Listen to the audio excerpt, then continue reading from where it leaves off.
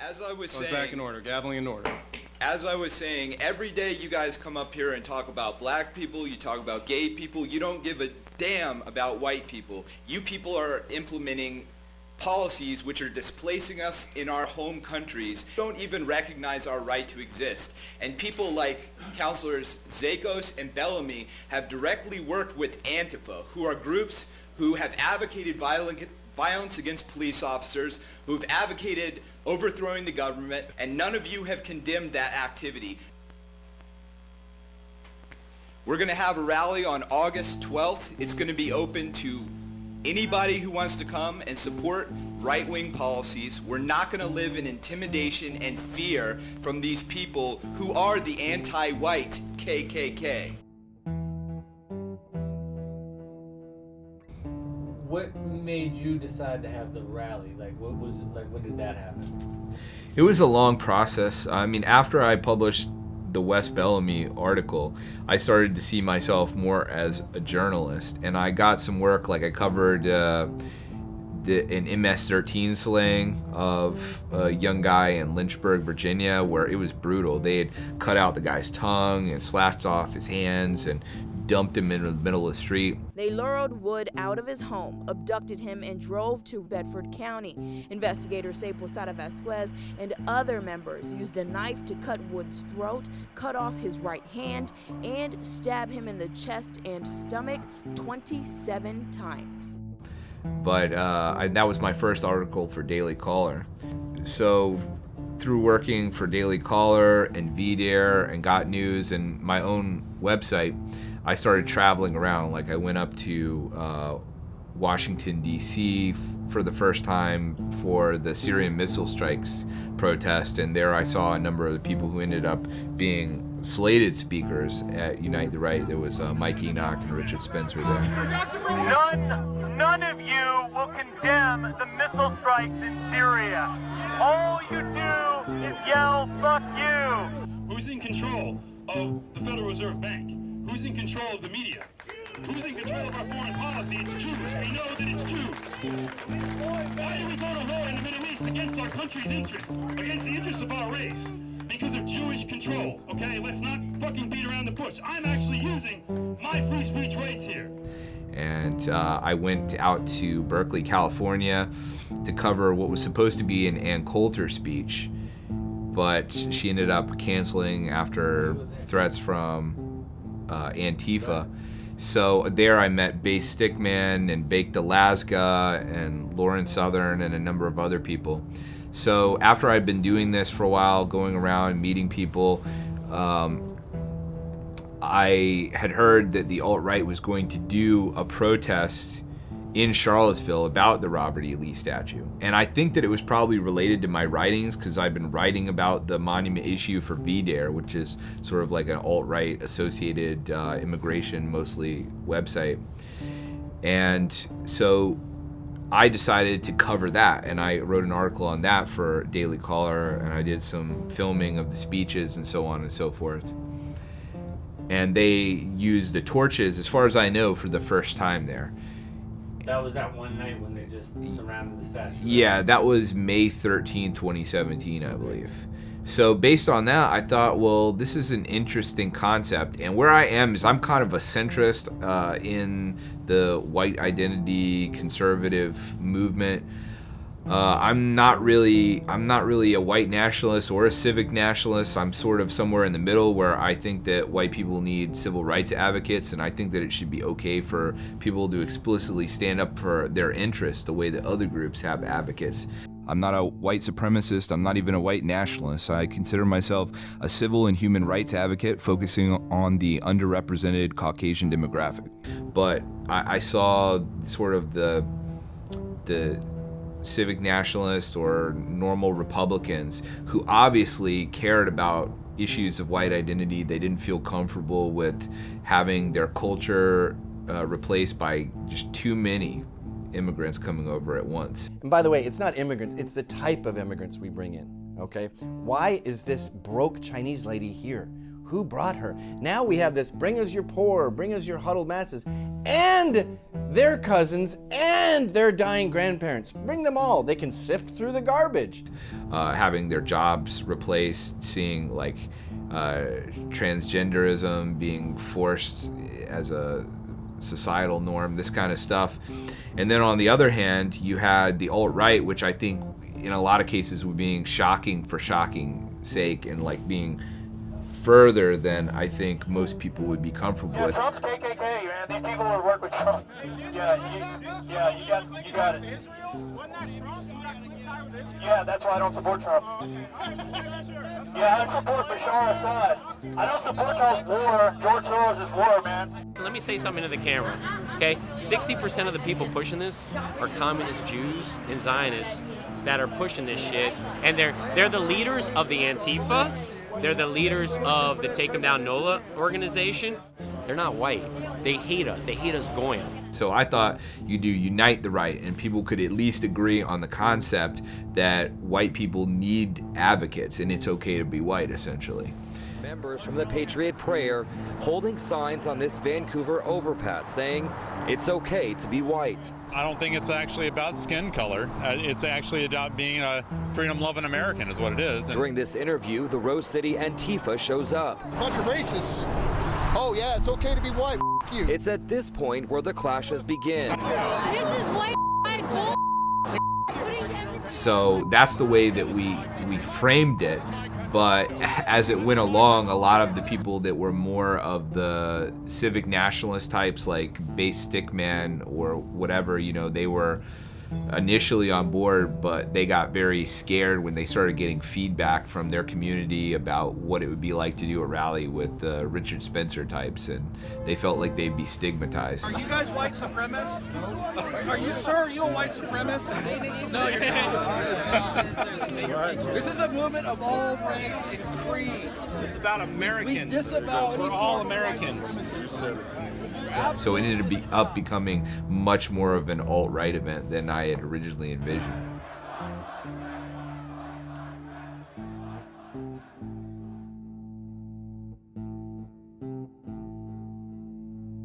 I really didn't understand the politics that were involved in the white identity movement prior to doing Unite the Right, and I think that that's part of why I have been labeled as more extreme than I am, because you had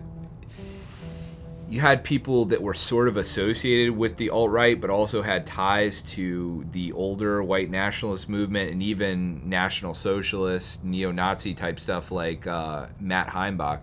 And I didn't understand that at the time, but Matt Heimbach was brought along by Spencer and some of the others to the May 13th event. So, you know, I just thought, oh, this is like another alt-right guy.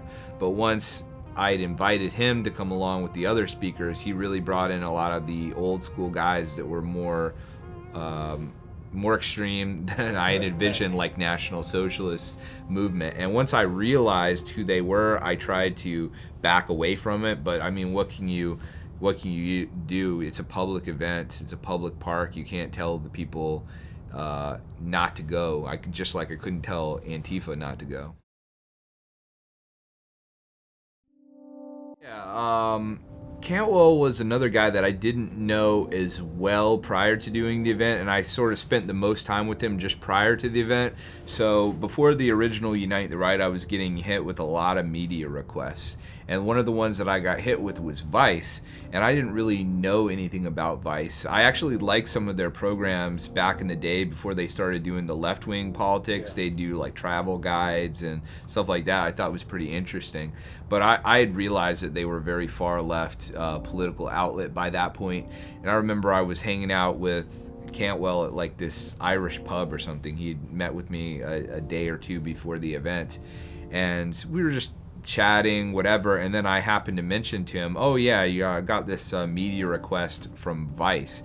And I'd heard on Cantwell's program that, you know, it was part of his business plan to basically be shocking. I think that going out and destroying evil, like physically removing Democrats and communists, I think that's good, a force for good in the world. That's my opinion of it. And get his persona out there through the left-wing media outlets that would get so enraged that they couldn't help but listen or something like that. You say you want to talk about race openly? Yeah. And give me an example of what you mean. I'll give you an example. The reason that I'm only on the internet is because I got fired from broadcast for talking about race and IQ. And you're changing the definition of rape to try to justify your fucking lunatic agenda.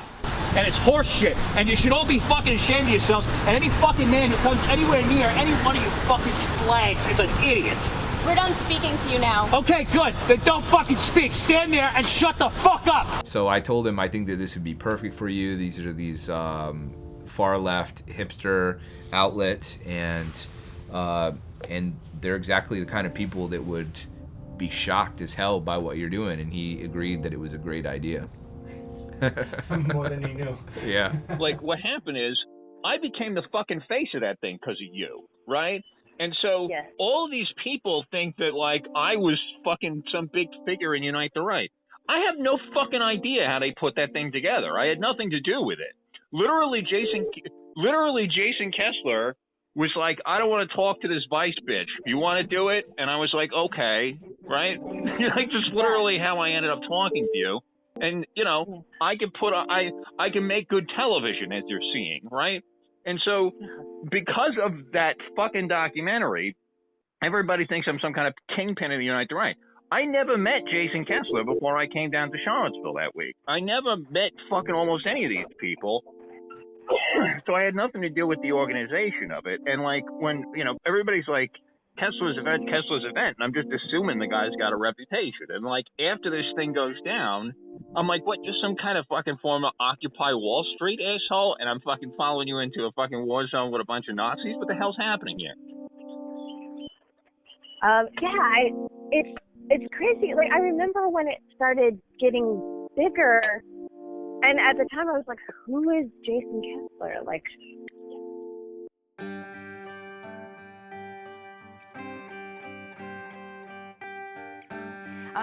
Wes Bellamy, welcome to Democracy Now! Can you talk about your original push to have the Robert E. Lee statue taken down and what you ultimately got that isn't talked about as much, which is some kind of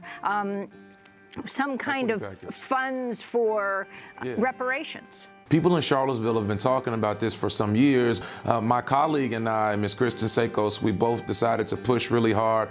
And in the midst of all of this, we also got an equity package passed, which I presented in January before we had our first vote, and it was unanimously passed. And in all, it was about $4 million basically from funding put specifically into marginalized communities to help bridge the gap and create equity. All of this is about equity. We need equity and not equality. Those are two different things. Well, you've been having several meetings of your council to try closed-door meetings, largely to try to figure out how to handle the events that are coming up this Saturday. There was some talk of possibly moving the rally. What's been some of the discussion that you've had behind closed doors?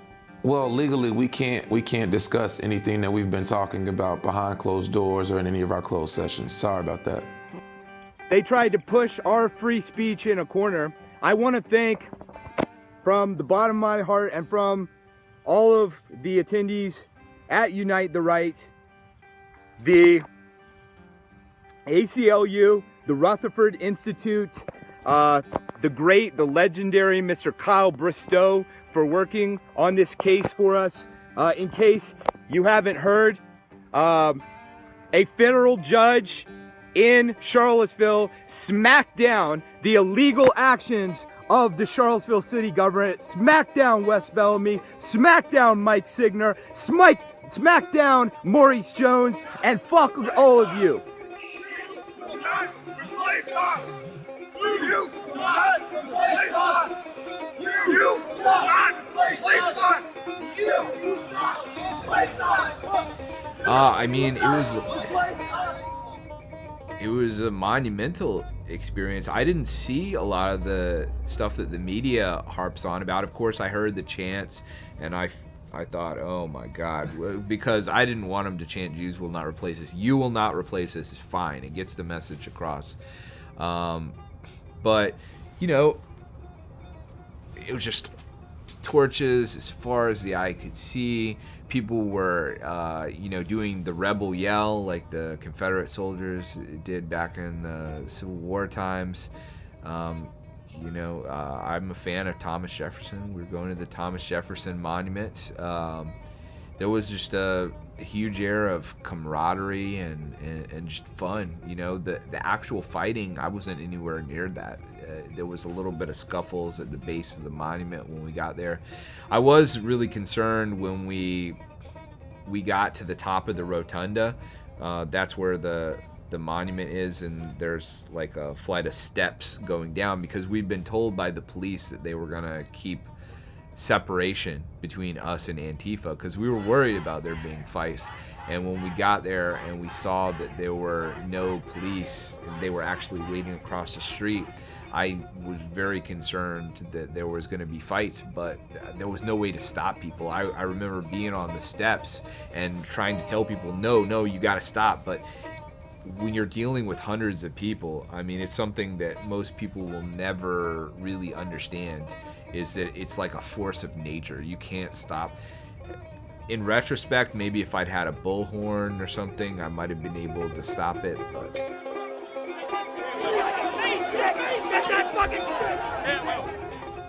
The optics, what they were doing was awful on some of this stuff. I mean, the Torch March itself looked cool because it's fire against a backdrop of night. It's one of the most primal visual elements that a human being could possibly see, and that's going to date back to time immemorial, way before the Nazis or KKK or anything like that. And in fact, I had no idea people were going to associate it with that stuff. The way that they'd explained it to me, that it was a funeral march for the fallen dead of European ancestry, and that's the way they did it at the first rally too, at the Robert E. Lee statue. Right.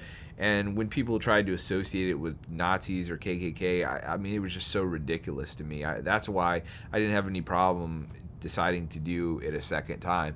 But the problem with that is when you start blending that, which is already going to be controversial, with blood and soil and Jews will not replace us, it screws it up. And people can't be afraid to call out the extremists at these events, because they're going to ruin people's lives. They're going to make it so that people lose their jobs, their families are harassed, et cetera, et cetera. You can't have tolerance to that because you're trying to be cool or whatever. Jews will not replace us! Jews will not replace us! It's a whole complicated thing to understand what actually happened on that day. I've spent a lot of time researching it. I think that there were things that screwed us up, both internally, people who were co-organizers, and then obviously the city of Charlottesville was the main culprit there. But just without any backstory, the experience is that I woke up on the day of the event. I went and met with a lot of other people at McIntyre Park, which is like about 1.5 to 2 miles away from Lee Park, where we were going to have Unite the Right.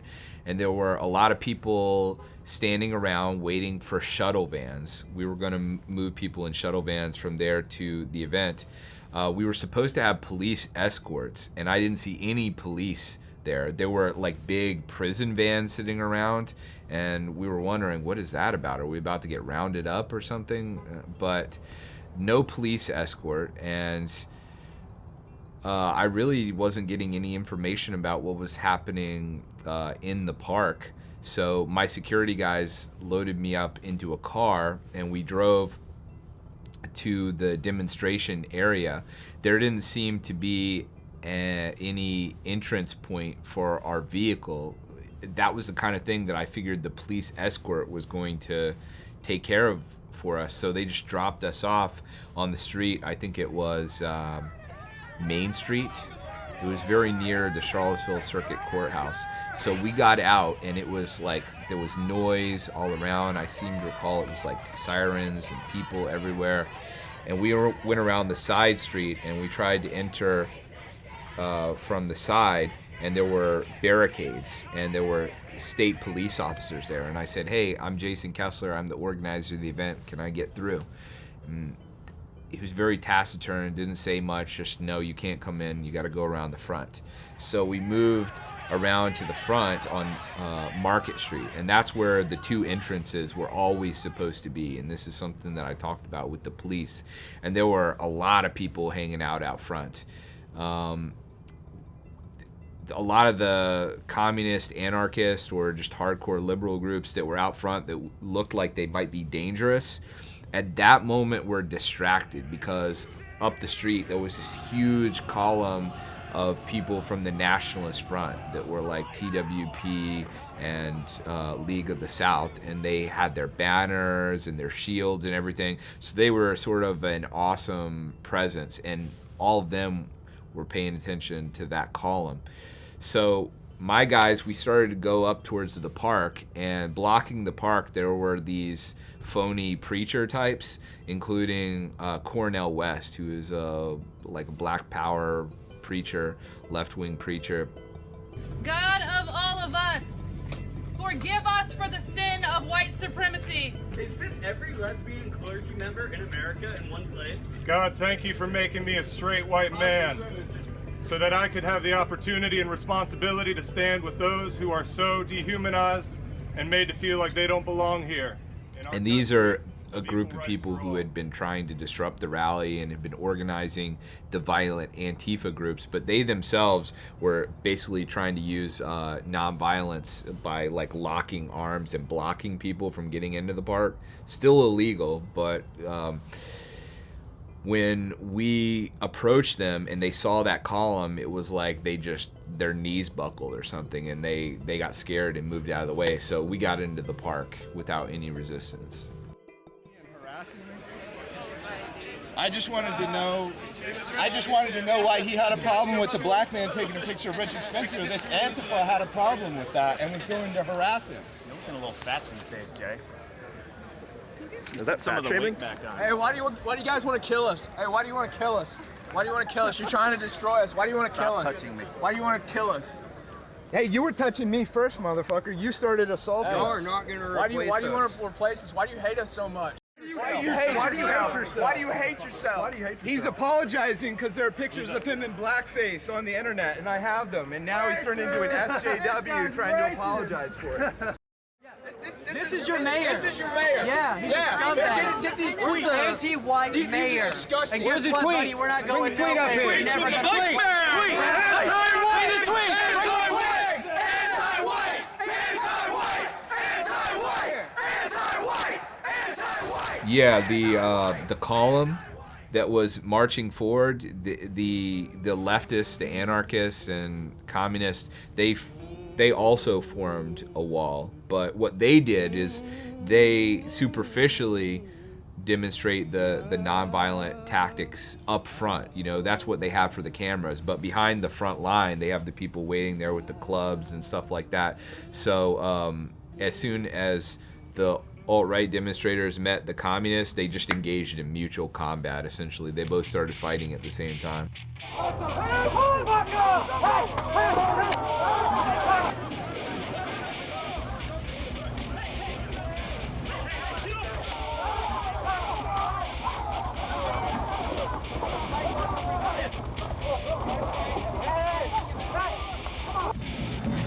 Why have you guys intervened in any of the fighting?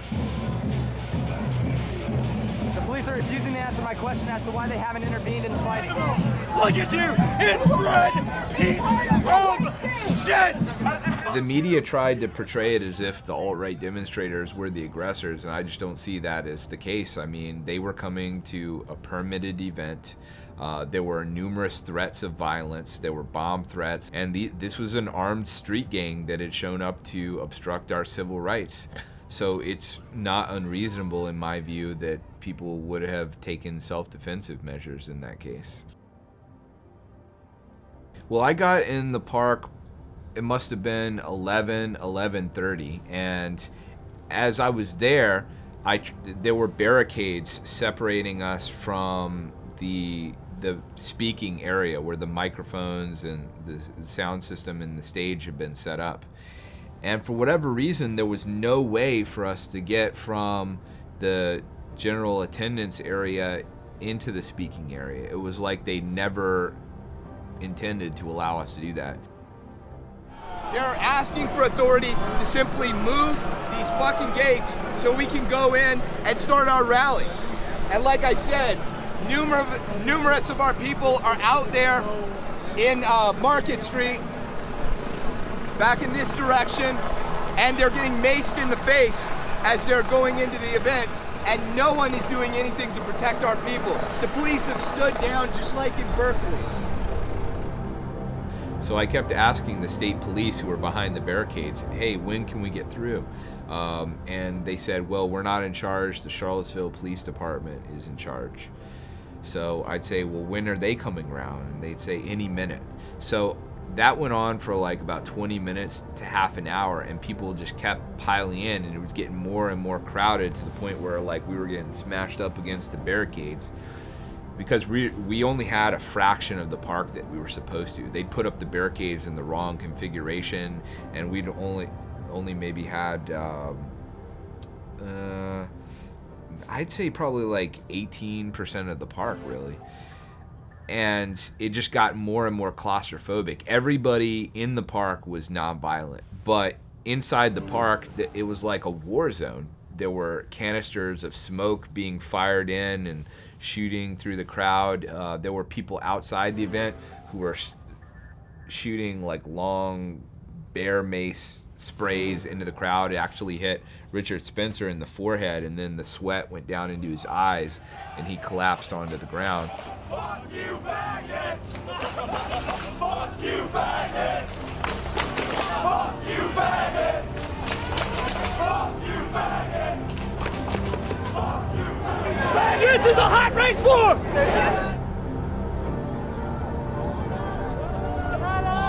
Help! He got me right in the eye! Help him! Get him some water! Oh, fuck! Get him some water!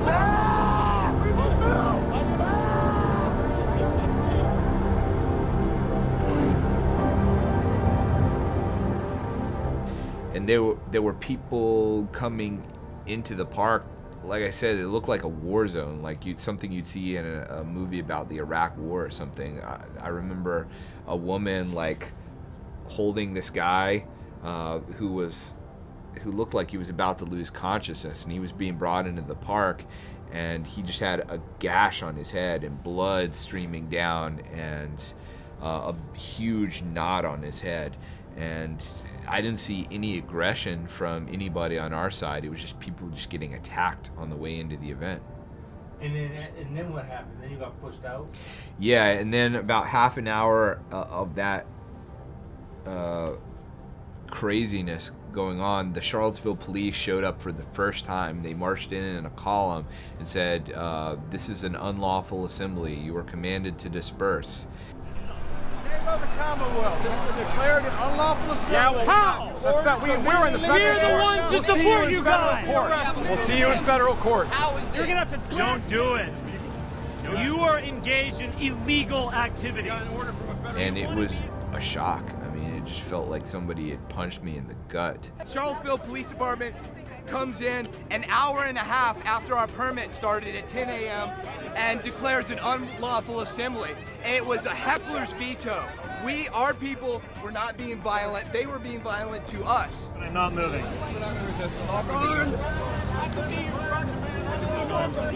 I will not attack you. I will not resist, but I'm not moving. No, we're not. We're not going to move. I'm not moving, sir. And I wanted to stay there. There were some people who stayed and enacted civil disobedience, just refused to leave the park and got arrested. But my security guys, I think, did a great job the entire weekend, and they grabbed me by my shirt and they pulled me out. They said, you gotta leave. We're marching to McIntyre. We're marching to McIntyre Park. Tell me what democracy looks like. Tell me what democracy looks like.